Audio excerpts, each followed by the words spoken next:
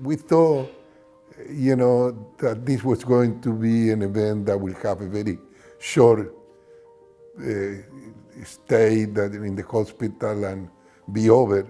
We thought will be a 2, 3, 4 day stops, and then everything will be back to normal. And it was not until the later time of the day that we start seeing the water coming on and the flooding happening, and then we start realizing that the situation was changing a great deal for the worse, and we did have a good many of these critically ill newborns, and we were trying to start working the mechanics and the logistics of how that kind of transfer was going to be done.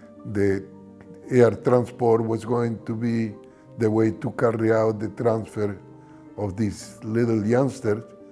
When I approached the coordinator and of the whole movement in the top of the building, he was telling me that these helicopters were only for supplies and they cannot bring patients out. At that time, I really started getting really anxious. Maybe what I can try to do, because the situation is so deal critical, is trying to breathe for the baby, insufflating the lungs with the oxygen, and maybe that way I can have it close to me in a sense that my skin can give the warmth that is essential for these babies to maintain being alive. Fortunately, we got there.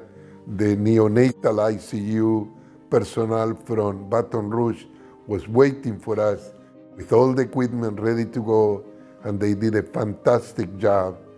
So a week after, I started coming back to do the work in the other place that our group was taking care of the sick babies.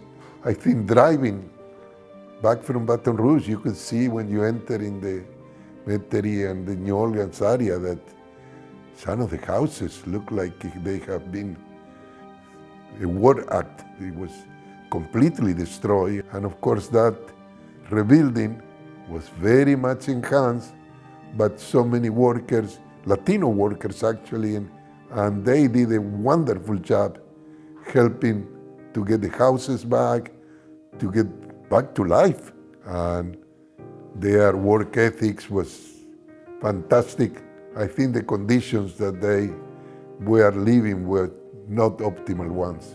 However, their work continues to be so great. Some people took advantage of many of them not paying the right fees, or sometimes not paying them at all, and that they needed to work through poor health delivery care, and all of that compounded the hardship that they went through. But they made it. Being on the Council on Alcohol and Drug Abuse in the Arboa, and working some of the lectures that we give to high school students. And so as part of the introduction, after we spoke about our own places where we were born, we start asking them what their families work on it. And I noticed that they seemed to be bringing the head down and like maybe some shame on what they were doing. And our family, our relatives, my parents, they do menial work. And I said, what do you mean menial work? Well, they are in the construction, rebuilding houses, rebuilding the... And of course, I got really upset very quickly. I said, guys, do you realize your family is instrumental that we get our town back? You need to be so proud of what they are doing. It's no small task in the way that they carry on their jobs. They come early in the morning, they take the worst conditions in the open.